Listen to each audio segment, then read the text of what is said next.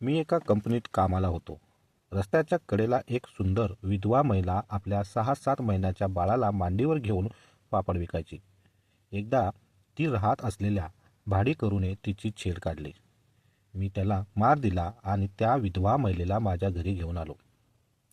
रात्र भरपूर झाली होती. आम्ही दोघांनी जेवण केलं आणि ती अचानक रडू लागली. ती माझ्या छातीवर डोकं ठेवून रडत होती. मी तिचा सुंदर मुखडा हातात घेतला आणि नमस्कार मित्र आणि मैत्रिणींनो, माझं नाव अक्षय आहे. मी 32 वर्षाचा आहे. मी एका कंपनीत काम करतो. मी एका खेड्यागावातला आहे. तालुक्याच्या ठिकाणी मी एका भाड्याच्या प्लॉटमध्ये राहतो. माझ्या घरापासून साधारण 1 किलोमीटर अंतरावर ती कंपनी आहे. मी तेवढं अंतर पायी चालत जातो. एकदा मी असंच ऑफिसला चाललो होतो तेव्हा मला एक सुंदर महिला दिसली, जिच्या मांडीवर 7-8 महिन्याचं बाळ होतं. ती रस्त्याच्या कडेला पापड विकताना दिसली. ती दिसायला खूप सुंदर होती. साधारण 11 वाजले असतील. ऊन वाढायला लागलं होतं. ती महिला तशीच बसून उन्हात पापड विकत होती. तिच्या डोक्यावर ना छत्री होती ना सावली. यावरून ती खूप मेहनती वाटत होती. मी तसाच ऑफिसला गेलो. पण काम करत असतानाही ती महिला सारखी माझ्या डोळ्यासमोर येत होती. एवढ्या लहान बाळाला घेऊन ती भर उन्हात पापड विकत होती. हळूहळू दुपार झाली. मला मोह आवरला नाही. मी दुपारी एकदा तिथे गेलो, जिकडे ती महिला पापड विकत होती, आणि पाहिलं तर साधारण 1 वाजले होते. तरीही ती महिला तशीच बसली होती. तिच्याजवळ फारसं गिऱ्हाईक नव्हतं. एखादं दुसरं व्यक्ती येत होता आणि पापड घेऊन जात होता. पण ती महिला अजूनही उन्हात पापड विकत होती. ती गरीब घराची वाटत होती. मग मी तिच्याजवळ गेलो आणि विचारलं, काय विकत आहात? ती म्हणाली, घरी बनवलेले पापड आहेत. मी विचारलं, कितीला आहेत? ती म्हणाली, 20 रुपयांना एक पाकिट. मग मी 100ची नोट काढली आणि तिच्याकडून 5 पाकिटं विकत घेतले. खरं तर मला त्या पापडाचा काही उपयोग नव्हता. पण मला त्या सुंदर मुलीकडे पाहून वाईट वाटलं. तिला काहीतरी मदत करावी असं वाटत होतं. पण थेट मदत करणं मला योग्य वाटलं नाही. म्हणून मी तिच्याकडून पापड विकत घेतले आणि पुन्हा ऑफिसला निघून गेलो. असाच दिवस गेला. सायंकाळी 5 वाजता माझं ऑफिस सुटलं. मी माझी बॅग पाठीवर अडकवली आणि भरभर त्या रस्त्याने चालत निघालो. जाताना सुद्धा ती महिला पापड विकताना दिसली. असेच 1-2 दिवस गेले. रोज मी तिला जाताना आणि येताना पापड विकताना पाहत होतो. एकदा मला रविवारची सुट्टी होती. मी ठरवलं, आज आपण त्या महिलाशी बोलायचं आणि तिची विचारपूस करायची. रविवारी सकाळी 10 वाजता मी त्या रस्त्याने गेलो. ती महिला नेहमीप्रमाणेच आपल्या बाळाला घेऊन पापड विकत बसली होती. जवळच एका शॉपमध्ये जाऊन मी एक मोठी छत्री विकत घेतली आणि चालत चालत त्या तरुणीकडे गेलो. तिच्याजवळ जाऊन बसलो आणि म्हणालो, ही घ्या छत्री, तुमच्यासाठी आणली आहे. मी तुम्हाला खूप दिवसापासून पाहतो आहे. तुम्ही एवढ्या भर उन्हात पापड विकत आहात. तुम्हाला काहीच वाटत नाही का? तेव्हा ती तरुणी म्हणाली, जरी ऊन लागलं तरी काय करणार? गरिबी कोणाला सांगायची? मला खूप वाईट वाटलं. मी तिच्याजवळ बसलो आणि तिला विचारलं, तुमचं नाव काय? कुठे राहता? आणि हे पापड का विकता? तुमच्या घरी कोणी नाही का बाळाला सांभाळायला? तेव्हा त्या महिलेचे डोळे पाण्याने भरून आले. ती म्हणू लागली, माझं नाव शिल्पा आहे. मी विधवा आहे. हे तिचे शब्द ऐकताच मी तिच्याकडे आश्चर्याने पाहिलं. पुढे ती सांगू लागली, माझं 4 वर्षापूर्वी लग्न झालं होतं. माझा नवरा एका कंपनीत कामाला होता. त्या कंपनीतच त्याचा मृत्यू झाला. माझ्यावर काळाने आघात घातला होता. मी एकटी पडले होते. दुःखाचं डोंगर कोसळला होता. मला आईवडील नाहीत. माझ्या नवऱ्याचा मृत्यू झाल्यानंतर मला ही मुलगी असल्याने माझ्या सासू सासऱ्यांनी मला घराबाहेर काढलं. आता मी एका भाड्याच्या खोलीत राहते. पापड बनवते आणि प्लॅस्टिकच्या पिशवीत पॅक करून इथे विकायला आणते. माझ्याकडे दुसरा उदरनिर्वाहाचा काही साधन नाही आहे. भीक मागण्यापेक्षा तरी हे चांगलं आहे. मला आता जीवनात इंटरेस्ट राहिला नाही. मला माझ्या मुलीला शिकवून मोठं करायचं आहे. तिला स्वतःच्या पायावर उभं करायचं आहे. मला ही तिची व्यथा ऐकून खूप वाईट वाटलं. मी माझ्या खिशातून काही पैसे काढले आणि त्या विधवा तरुणीला देऊ लागलो. तिने पैसे घ्यायला साफ नकार दिला. मग मी ते पैसे त्या लहान मुलीच्या हातात देऊ लागलो. पण तिच्या आईने ते पैसे घेऊन दिले नाहीत. ती खूप प्रामाणिक होती. मी म्हणालो, ही छत्री तरी घ्या. तिने तेवढी छत्री घेतली. आता ती छत्रीच्या सावलीत होती. तिने माझ्याकडे एक वार पाहिलं. मी तिच्याकडे एक वार बघितलं. आमच्या दोघांची नजरानजर भिडली. दोघांनी एकमेकांना स्माईल दिली आणि मी जातो म्हणून तिथून निघून आलो. असेच काही दिवस गेले. जाता येता मी तिच्याकडून कधी 100 रुपयाचे तर कधी 200 रुपयाचे पापड विकत घ्यायचो. तिच्याकडून मी पापड खरेदी करून ठेवत होतो. त्यामुळे माझ्याकडे एक बॉक्स भरून पापड साठले होते. संध्याकाळी साधारण 5:30 वाजता मी ऑफिसवरून घरी चाललो होतो. मी त्या महिलेच्या जवळून जात असताना पाहिलं तर एक पुरुष तिची छेड काढत होता. तिच्या मांडीवर बाळ होतं. ती महिला त्याला दूर लोटण्याचा प्रयत्न करत होती, पण तो तरुण दारू पिऊन आला होता आणि तिला त्रास देत होता. मला त्याचा खूप राग आला. मी जवळ गेलो आणि त्या माणसाच्या एक मुस्कटात मारली. तसा तो कोलमडला, शिवीगाळ करू लागला, जमिनीवरचे दगड उचलून मारण्याची भीती दाखवू लागला. ती महिला रडत होती. मी म्हणालो, कोण आहे हा व्यक्ती? तेव्हा ती म्हणाली, मी ज्या खोलीत भाड्याने राहते तो त्या खोलीचा मालक आहे. माझी छेड काढण्याचा प्रयत्न करत होता. आता तुम्ही त्याला मारलं त्यामुळे तो मला घरात घेणार नाही. आता मी कुठे राहू? मला सुद्धा काय करावं समजत नव्हतं. मी म्हणालो, माझं घर इथे जवळ आहे.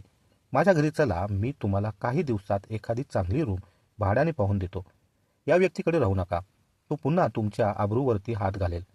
तिला सुद्धा माझं म्हणणं पटलं. मी एकटाच राहत होतो. माझा 1 BHKचा प्लॉट होता. शिल्पाला मी माझ्या प्लॉटवर घेऊन गेलो. तिला एक रूम दाखवली आणि त्या रूममध्ये तिचं सामान आणून ठेवलं. ती ज्या खोलीत राहत होती तिथं फारसं सामान नव्हतं. थोडेफार पापडं आणि तिचे घालायचे कपडे, लहान मुलाचे कपडे आणि काही भांडी एवढंच होतं.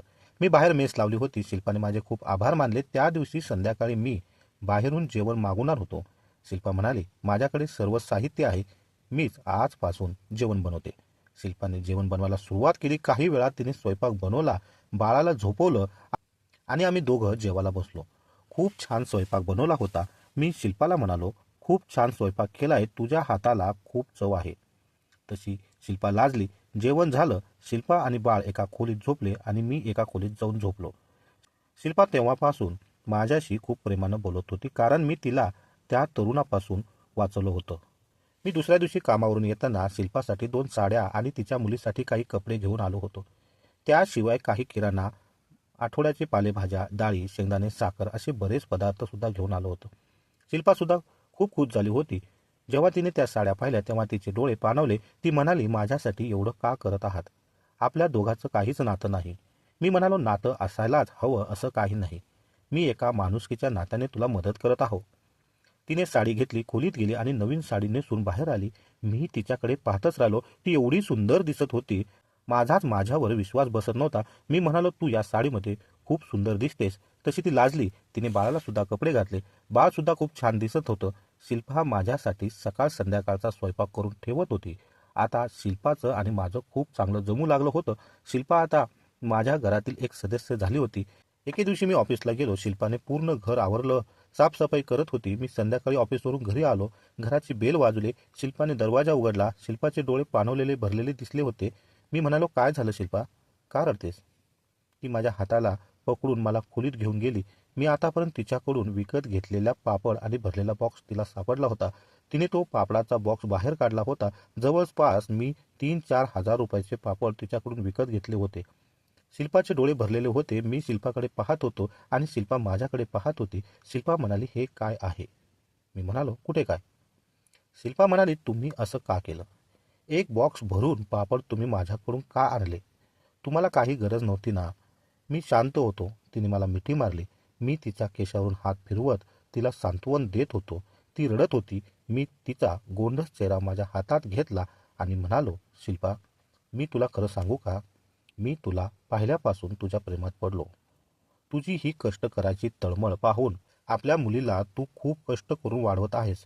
भर उन्हात तू पापड विकताना दिसलीस तेव्हा माझं हृदय पिळवटून गेलं होतं. मी हे बोलत असताना शिल्पा सुद्धा रडत होती. तिच्या गुलाबी गालावरून उघळणारे अश्रू मी टिपले. हळूहळू शिल्पाचे आणि माझे होठ एकमेकांच्या होठाजवळ आले आणि एकमेकांच्या होठांवर ठेवले. आम्ही दोघंही एकमेकांना किस करू लागलो. एकमेकांना मिठी मारली. दोघांनी एकमेकांवर भरपूर प्रेम केलं. दोघांनाही खूप आनंद मिळाला होता. शिल्पा आता माझी झाली होती. मी शिल्पाला म्हणालो, शिल्पा, आपण दोघं लग्न करू का? मी तुझ्या बाळाला कधीही अंतर देणार नाही. मी तुझ्या बाळाला म्हणजे आपल्या बाळाला खूप प्रेमाने वाढवेल. शिल्पा रडत रडत पुन्हा एकदा माझ्या मिठीत आली. असेच 2-3 दिवस गेले. आम्ही दोघांनी एकमेकांना खूप जीव लावू लागलो. एकमेकांवर भरभरून प्रेम करू लागलो. माझी आई बाबा गावाकडे होते. मी शिल्पाला म्हणालो, या रविवारी आपण गावी जाऊया. शिल्पा म्हणाली, तुमचे आई बाबा काय म्हणतील? तुमचे आई बाबा मला स्वीकारतील का? मी म्हणालो, जे होईल ते पाहू. मी आई बाबाशी बोलेन. मला तुझ्यावर प्रेम आहे आणि मला तुझ्याशीच लग्न करायचं आहे. आम्ही दोघंही गावी गेलो. आईबाबांना भेटलो. मी आठवड्याभराची सुट्टी टाकली होती. माझे आईबाबा खूप शांत आणि चांगल्या स्वभावाचे होते. मी घडलेला सर्व प्रकार आईबाबांना सांगितला. आईबाबांना सुद्धा खूप वाईट वाटलं. शिल्पा मनाने खूप चांगली होती. तिने माझ्या आईबाबांचं मन एका आठवड्यात जिंकून घेतलं होतं. माझ्या आईबाबांना ती खूप आवडली. मी आईबाबांना सांगितलं, मलाही ती खूप आवडलेली आहे. मला तिच्याशी लग्न करायचं आहे. आईबाबांना गोष्ट पटायला थोडा अवघड जात होतं, पण शिल्पाच्या स्वभावामुळे आईबाबांनी होकार दिला. मग माझं आणि शिल्पाचं खूप धूमधडाक्यात लग्न लावून देण्यात आलं. आता मी, शिल्पा आणि आमची मुलगी खूप आनंदाने संसार करत आहोत. एकमेकांना खूप प्रेम करत आहोत. मुलगी हळूहळू मोठी होत आहे. सुट्टी असेल तेव्हा आम्ही आईबाबाकडे जातो आणि खूप आनंदाने जीवन जगतो. मित्र आणि मैत्रिणींनो, मी आणि शिल्पाने लग्न केलं. तुम्हाला काय वाटतं? आम्ही दोघांनी लग्न करून चूक केली का बरोबर? कमेंटमध्ये नक्की लिहा. माणुसकीपेक्षा मोठं नातं कुठलंच नसतं. दुसऱ्याच्या दुःखात साथ देणं, त्यांच्या वेदनेला आपलंसं करणं आणि कोणताही मोबदला न मागता मदत करणं हीच खरी माणुसकी आहे. प्रेम हे केवळ रूपावर नव्हे तर स्वभावावर आणि संघर्षावर होतं. परिस्थिती कशी असो, दोन चांगली माणसं एकत्र आली की एक सुंदर आयुष्य घडतं. म्हणूनच कुणाचं दुःख पाहिलं की मी डोळे झाकू नका. थोडं थांबा, समजून घ्या आणि शक्य असेल तिथे माणुसकीने मदतीचा हात द्या. माझी आणि शिल्पाची ही प्रेमकथा तुम्हाला आवडली असेल तर कथेला लाईक करा आणि चॅनलला सबस्क्राईब करायचं विसरू नका.